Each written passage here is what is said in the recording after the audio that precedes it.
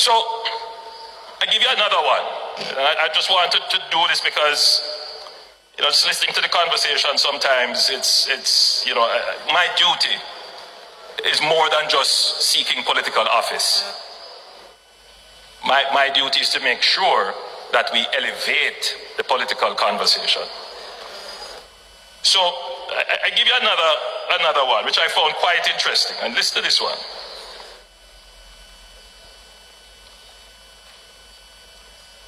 It's taking a little time to load, but here it is. And Mrs. Holiness would probably know about this one. 11 miles residents protest dust nuisance, bad roads. When was this? No, when? Anybody can guess when this was? This was the 22nd of July 2014, a special day for me, my birthday. You would have thought that it was last year or the year before when we started the South Coast Road Improvement Project. Yep. Angry residents of 11 miles in Bull Bay, St. Andrew, yesterday took to the streets to protest the deplorable road conditions and long-standing dust nuisance that have been affecting their health. You see what I'm saying about the context and what you hear and what they put on social media? It's as if this just happened yesterday. This has been going on from 2014. But what is the difference? It's not just sufficient for me to come here and say, well, this has been going on, so therefore don't blame me. What's the difference? Well, let me tell you what's the difference. The government that you have elected takes responsibility. In 2013 and 2014, they said they were going to do something about it. But which government has actually done something about it?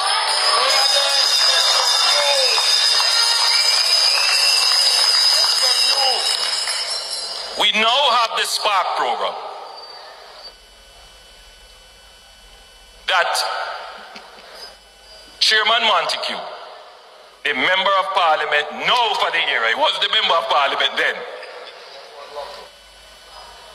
will now have those residents, instead of them going out to protest, they can now participate in a new model of how public resources can be allocated, especially in these critical priorities of roads, to determine how the first tranche of $150 million that will be allocated to his constituency will be spent. And it is highly likely that that road, what's it called? Mile Gully. That road will be included on his priority list and be fixed. If it is not done, the Member of Parliament has come to the Minister of Economic Growth and Job Creation, under which the portfolio of works is located, and he is likely to make special representation. But that road is going to be fixed. Amen.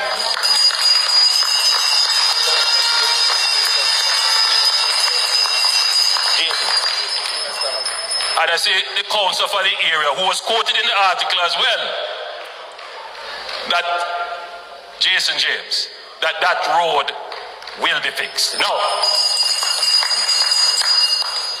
So the residents at 11 miles were complaining about dust in 2014.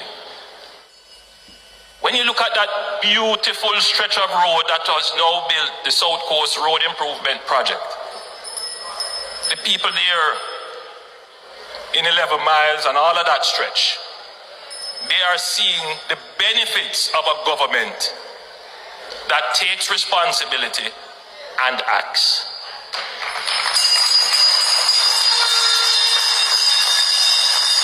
So the difference is that in times gone by, you were struggling without hope,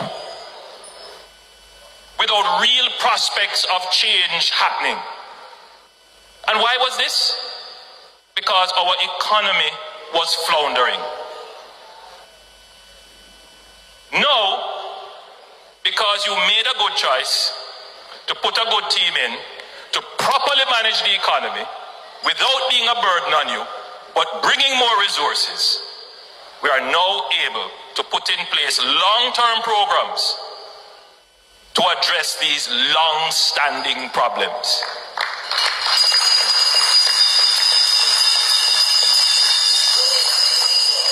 Why disrupt that?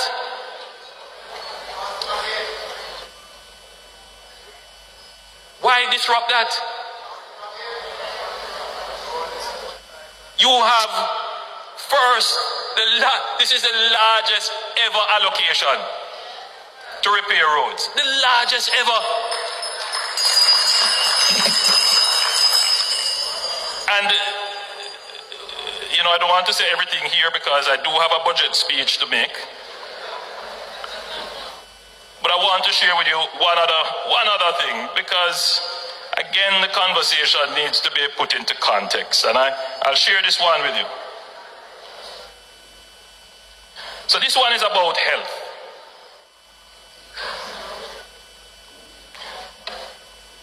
And I see Minister Tufton here, and you will be very interested in it. Hear this one now. Head of the School of Public Health and Health Technology at UTech, Professor Winston Davidson, says the bed situation and the bed capacity in the 4 major government hospitals in Western Jamaica is now assuming crisis proportions. You know when this was said? This was said June 29, 2013. And he went on to, he said something that I found very interesting about the population increased by 40% since 1974 to now, and services have not kept pace with these demands. He spoke about the Cornwall Regional Hospital, that at that time he said was built 40 years ago.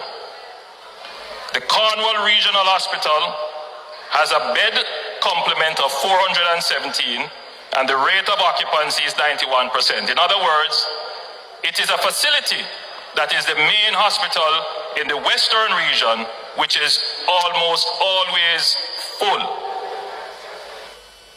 He said no major repairs have taken place in that hospital since it was built 40 years ago at the time.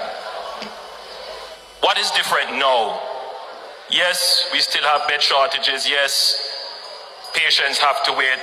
We appreciate that, and we respect our people, and we understand the struggle. But what is different is that for the first time in 40 years, because our economy is doing well, we are able to invest in healthcare in a big way. When you visit Cornwall Regional, when it is almost finished now, it is a total transformation. We have taken a building. We have spent billions of dollars on it to improve it.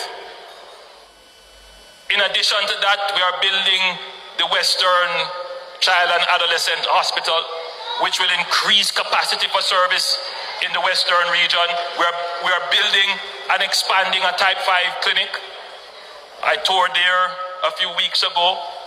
And then look at Spanish Town Hospital, where we get so many complaints about the emergency room situation and the lack of beds and so forth.